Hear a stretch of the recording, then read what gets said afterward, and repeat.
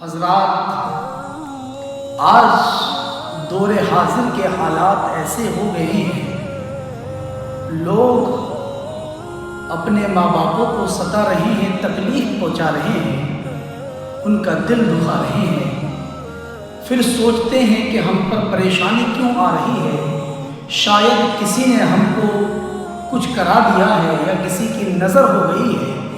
حضرات، یہ نظر نہیں ہوئی، بلکہ تم نے جو ماں باپ کا دل دکھایا ہے، ان کو جو بے چین کیا ہے، آج اس کی وجہ سے یہ پریشانی تمہارے اوپر آ گئی ہے۔ اگر تم چاہتے ہو کہ تم امن سے رہو تو اپنے ماں باپ کے دل کو خوش رکھو، ان کو تکلیف مت پہنچاؤ۔ یاد رکھنا، جب تک ان انسانوں کو موت نہیں آئے گی، جب تک وہ رسوا نہ ہو جائیں گے۔ ایک وہ جس نے ماں باپ کو ستایا ہے، دوسرا وہ جس نے حضور صلی اللہ علیہ وسلم کی شان میں گستاخی کی ہے۔ جب تک یہ رسوا نہیں ہوں گے، جب تک ان کو موت نہیں آئے گی۔ اس لیے اگر ماں باپ ناراض ہیں، حضور کو تکلیف پہنچائی ہے، تو تمہارا کوئی عمل قبول نہیں ہے، بلکہ ایسے اعمال منہ پر پھینک دیے جاتے ہیں۔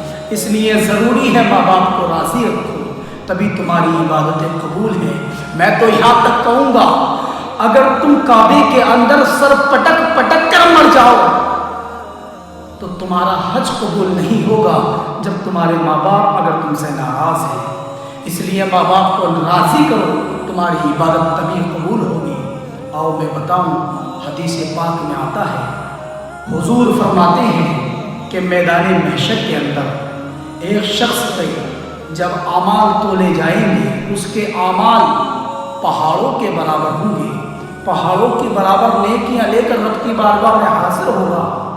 جب اعمال تولے جائیں گے، میزان پر اس کا عمل رکھا جائے گا، میرے دوستو وہ پرلا بھاری ہو جائے گا جس پر اس کی نیکیاں ہوں گی۔